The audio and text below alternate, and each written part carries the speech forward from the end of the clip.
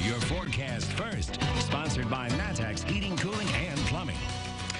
Well, another nice day across Central Illinois. A little bit warmer today. That humidity was starting to creep up. That's a look at the Roofing the Guynet Adams Memorial's camera at the State Farm Center here, where temperatures are back down to 80 degrees in Champaign with lots of sunshine. There have been a few showers down south closer to I-70 here throughout the course of the day, but we're going to start to clear that out and keep things quite calm through tonight, but probably still fairly mild.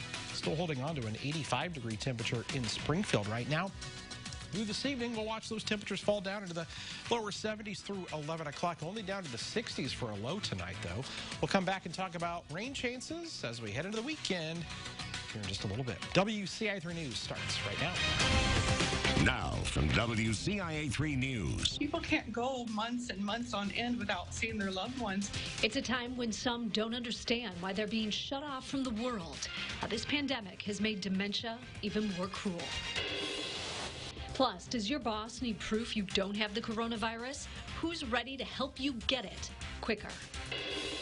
The federal PPP program seems to have overlooked too many entrepreneurs and small shops. And thousands of small businesses have been impacted by the crisis.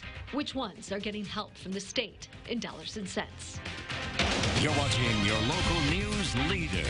This is WCIA3 News at 6.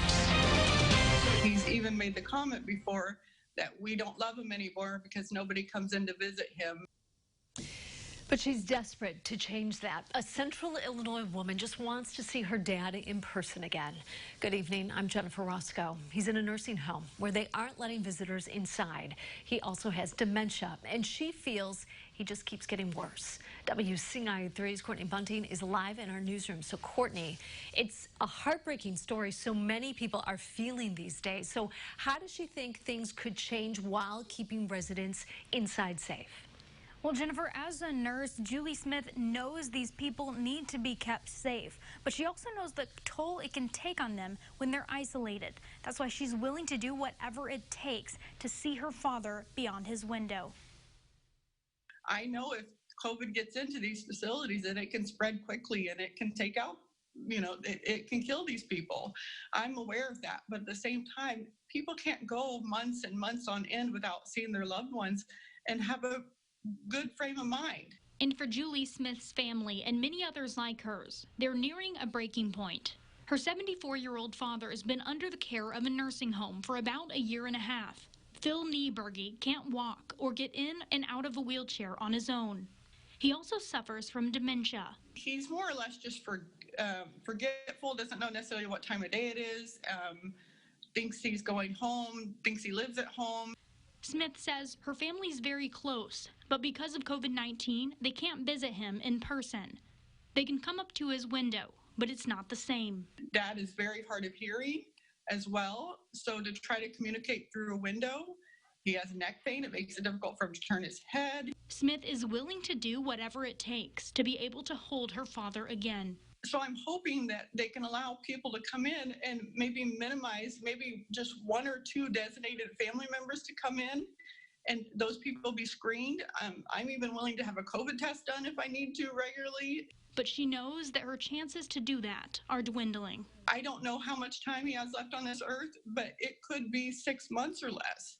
And who knows how much longer this is going to go on. So it may not be until they decide that he's dying that we're allowed in at his bedside.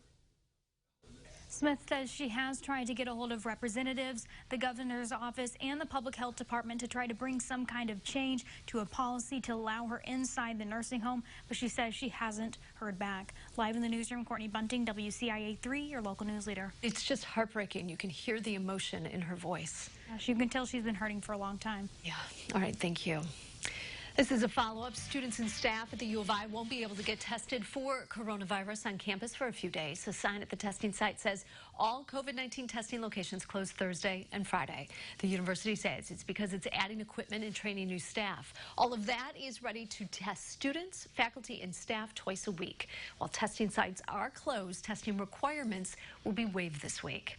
A change at ISU, now there will be testing. We told you last week the federal government had diverted the test kits that were coming to the school. But now ISU is paying more than $3 million to a Pekin-based company for saliva-based tests. That means 500 students a day can be tested. And a mobile testing site is coming to Livingston County. It'll be at the health department in Pontiac, be open from 8 to 4 next Monday and Tuesday. Anybody can be tested. It's free, no appointments necessary, and you don't have to have symptoms to be tested. Many of you need proof of a negative test for work or school. Public health leaders in Champaign are working on a way to speed up that process. The way it works now, if you're tested at Marketplace Mall in Champaign, you have to wait up to 2 days to get your results if you are positive, and up to a week if you're negative. You'll get a call with your results either way. Only then can you request a written copy of them, and that could take another week in the mail. Public health leaders are working on a faster way to get you a written copy of your results. But in the meantime, they're working on a way to get you at least paper proof of being tested. So one of the solutions that we thought about was, if we ask these employers who are requiring proof of testing or proof of a negative result, at least while they go and get tested, the Marketplace Mall site, stamp it or initial it, saying that yes, this person got tested on this day and this time. Public health leaders think it'll take about a week for that to roll out. Only then will they start working on a way for you to get your test results on paper. Again, this only applies to the Marketplace Mall testing site. Now, just as school gets set to start, the Vermilion County Public Health Department announcing 11 new cases. 3 are grade school age, 1 is a teenager. The state now has more than 200,000 total cases. 1,800 of those came within the last 24 hours. The 7-day positivity rate has dropped slightly to 4%. 24 more people have died. That makes almost 7,700 deaths overall. We have an update on a deadly drunk driving crash from earlier this year. A BMET man was sentenced to 3 years in prison. Conrad Gillespie will also have to pay a $10,000 fine. He hit 56-year-old Tanya Sheeran head-on back in January. He was trying to pass another car just south of Monticello. The driver of the third car was okay. No one was hurt when a building collapsed in Tuscola this afternoon. It happened at the corner of West Pembroke and North Park Street. It was commonly known as the old donut shop. The city administrator says the building had known structural issues, and the owner, also the city's building inspector, was trying to fix them. He says the side walls had started to balloon and they were trying to shore them up. We'll have more on this story tonight at 10. If you live in Ford County and think your 2019 property tax bill was lost in the mail, the Treasurer's Office says it's really not. 10,000 tax bills are just now getting ready to be sent out. They're late because of a delay in the Assessor's Office. Information from there didn't make it to the county clerk until May. That's about 4 to 5 months later than normal. The Treasurer's Department is the next one in the cycle. She says they started sending out bills today. She's already planning for the next tax cycle. Our goal is to try to develop a more timely cycle, like a flowchart type cycle, to get back on track. Normally, the history of Ford County tax bills they're mailed out in May, they're due in June, and due in September. So the goal is myself, the county clerk's office, and the assessment office are working to try to get that back onto the normal cycle for all of the Ford County. Ford County has around 30 million tax dollars to collect from last year. House and Senate Democrats are ready to talk ethics reform in the Capitol, and Republicans are saying it's about time. Ethics reform is nothing new to Springfield, but now it might have the support it needs to make it to the finish line. WCIA3's Cole Henke has the story. A group of House and Senate Democrats say enough is enough and are calling for ethics reform in the Capitol. They released a list of 9 proposals, but most of them are repeats. Very few of the items on this list are new. Many of us have been working on these issues for a very long time. So it's not about why now, it might be why still. The proposals come just a few weeks after House Speaker Michael Madigan was linked to a federal bribery investigation.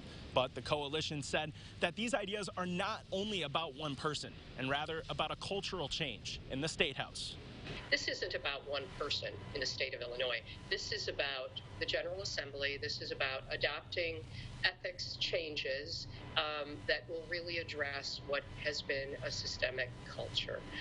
The list of ideas includes things like term limits for legislative leaders like Madigan and not allowing lawmakers to leave public office and immediately become private lobbyists. Republicans filed bills looking to accomplish the same goals almost a full year ago. Republican Representative Grant Worley is happy that Democrats now support the ideas, but he does not think his colleagues across the aisle deserve too much credit. So am I glad that they're finally here? Yes. But they're not coming willfully. They've been kicking and screaming for years to get to this point. So let's not pat them on the back too much for finally having a little profile and courage to do what's right. Reporting in Springfield, I'm Cole Hankey, WCIA3, your local news leader. Republicans want to deal with ethics now. Several call for a special session to tackle the issues, but this group of Democrats believe the State House can handle it in November, when lawmakers are scheduled to return for veto session.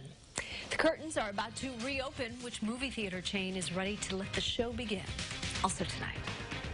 It was important to me and to the General Assembly to ensure that small businesses get the help that they need. And that started here in Central Illinois, what they're getting to stay open during this pandemic.